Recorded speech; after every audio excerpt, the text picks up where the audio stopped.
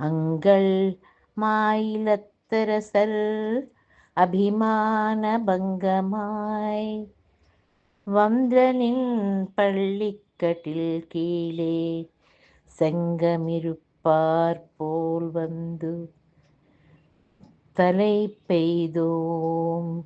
கிங்கிணி வாய் செய்த தாமரை பூப்புலேத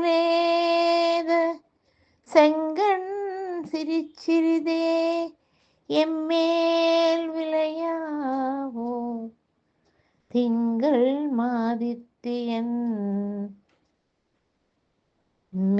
மிளந்தாற்போல் அங்கனி அண்ணும் கொண்டு எங்கள் மேல் நோக்குதியேல் எங்கள் மேச்சாவன் மிந்தோ ஏலோரெம்பாவாய்